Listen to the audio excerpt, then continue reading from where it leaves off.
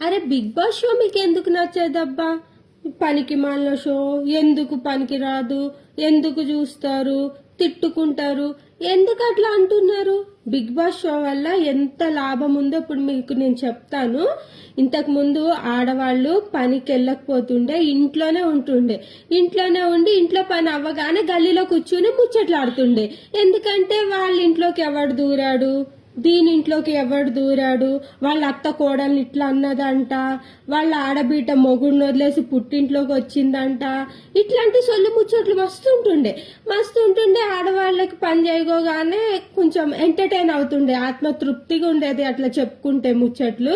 ఇప్పుడు budget problem వల్ల ఆడవాళ్ళందరూ పనికి వెళ్లాల్సి వస్తుంది. పనికి వెళ్ళేసి అక్కడ పని చేసుకుని వచ్చేసరికి అబ్బా జీవితం అంటే ఇంతే, నా లైఫ్ లో ఏం లేదా అని అనిపిస్తుంది. అట్లాంటప్పుడు ఈ బిగ్ బాస్ షో వస్తుంది. వచ్చినప్పుడు ఎంత హ్యాపీగా ఉంటుందో తెలుసా ఆడవాళ్ళకి.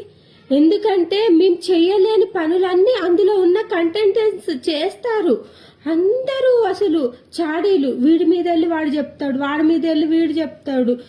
మళ్ళీ ఇంకొక తృప్తి ఏంటో తెలుసా, మేము ఎవరినైనా తిట్టాలనుకున్నది తిట్టలేం కదా, అందులో తిట్టుకుంటారు. అయితే ఆ షోలో ఎవడన్నా ఏమన్నా తిడుతుంటే తిట్టు, ఇట్లా అను, ఈ పాయింట్ అను అనేసి ఇట్లా అనుకుంటాము.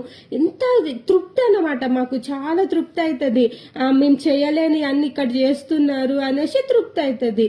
అసలు బిగ్ బాస్ కి వచ్చే టీఆర్పీ రేటింగ్స్ అసలు ఎంత ఉంటుంది అబ్బా. అది పనికి మాలిన షో అయితే అంత ఎట్లా వస్తుంది చెప్పండి, అన్ని పైసలు ఎట్లా వస్తాయి? మీరు బిగ్ బాస్ ని అంత నెగిటివ్ గా చూడకండి. ఆడవాళ్ళకి అది నిజంగా మెంటల్ రిలీఫ్ నిచ్చే షో. దాని వల్ల మేము ఎంత హ్యాపీ ఫీల్ అవుతాము. ఆ గంట ఎంత బాగా అసలు పనులన్నీ తొందరగా చేసేసుకుని టీవీ ముందు కూర్చుంటాము.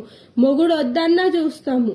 ఎందుకంటే ప్లీజ్ ఈ ఒక్క ఎపిసోడ్, నిన్న అట్లా జరిగింది, ఈ రోజు అసలు ఆమె ఏం చేస్తుందో చూస్తాము, ఇట్లా రిక్వెస్ట్ చేసి మరీ చూస్తాము. అంటే మేము ఎంత హ్యాపీ ఆ షో వల్ల మీకు తెలియట్లేదా? ఇంకెప్పుడు బిగ్ బాస్ పనికి మాలిన షో అని మాత్రం అనకండి అబ్బా.